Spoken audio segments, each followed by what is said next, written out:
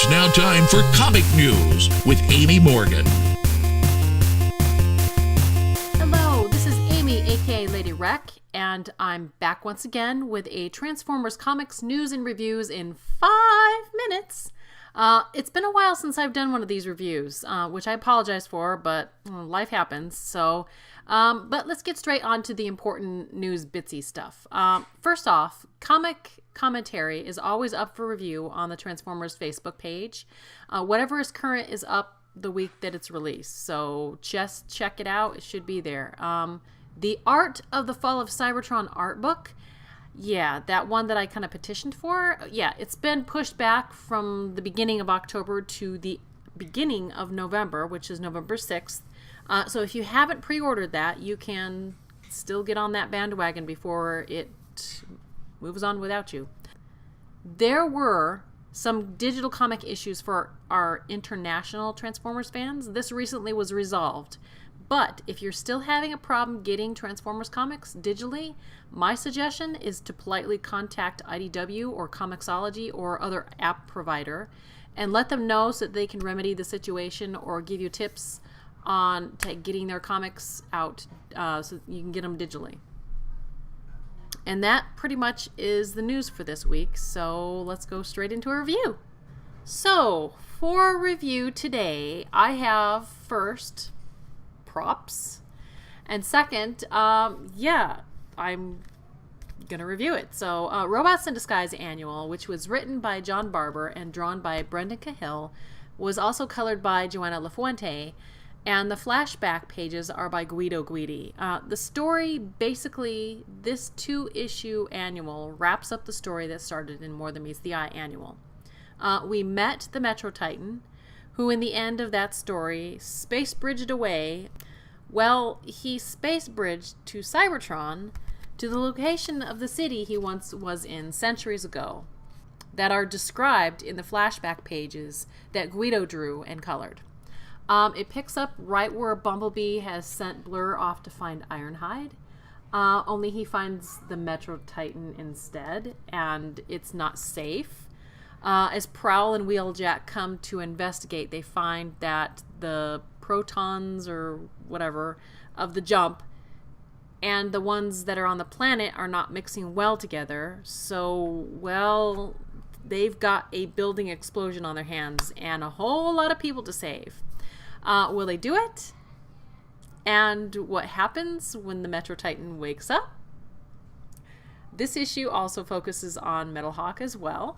And I really loved where they went with it. So I was very impressed with Brendan Cahill's art this go round. He's worked on, in the past, a half issue of Chaos Theory, all of Police Action last year, and Robots in Disguise issue number 7, which was just out this last July.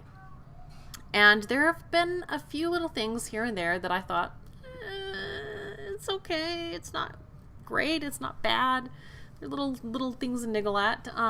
But I can say that there wasn't really anything in this issue that caught my eye in a bad way. It was catching in my eye in a good way. I was like, oh my gosh, I like how I did that. Oh my gosh, I like how I did this. It was very solid. So compositionally, I was just really impressed with how he's arranging the comic, what he's putting into the panels. It just really worked for me. He's definitely coming into his own solid style here in Transformers comics, and I want to see him do more. So hopefully there are other people out there that enjoy it as well. So definitely pick this up. I enjoyed this issue so much that I gave it a 5 out of 5, and I highly recommend it. It was a very, very solid issue, and it's really great to see such a high standard in Transformers comics. For my second review, which is in no way a prediction to this comic's awesomeness, we've got More Than Meets the Eye, issue 9.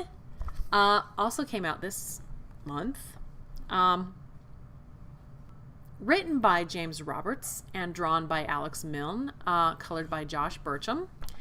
This is the beginning issue for Shadow Play, a 3-part arc. It basically is set up to be a totally epic story based on real events that definitely happened. Out of the words of Rewind, because he's the one that said them. He's got a group of the Lost Light characters hanging out at Swerve's bar. It's closed down and they're hanging out. They're telling a story of when all of their paths crossed for a brief time back in the day, in the hopes that this story will help wake Rung, who is still unconscious from the shooting accident.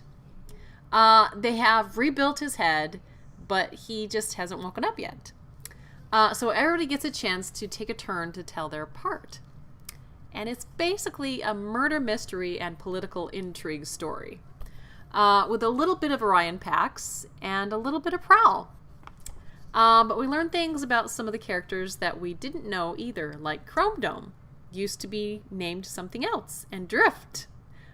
He was a drug addict before he met Gasket. So it's great to see Alex back on the More Than Meets the Eye issue. We didn't get him for the annual, and I sorely missed him. And it was just really great to see him back in this. It was like, yay! This is also a very solid issue. Everything really worked great for this issue of More Than Meets the Eye. Where the last few issues, like I said, the annual, there are a few things that just didn't work out. And then the Decepticon issues just weren't as strong as some of the other ones that James has written. So there are a few things in the past that have needed a little bit of polish, or other thing that kept it from making it a really smash hit. So this one really made it a complete package for me, and that's why it's another 5 out of 5 stars for me as well. The only thing wrong with it, I could say, is that I need the next 2 issues. I want to know what's going on and how this story is going to end. So yeah, I want all of the answers, and I want them now. Both really solid issues this month, and that's my Transformers Comics news and reviews. Thanks all for tuning in, and we'll see you next week.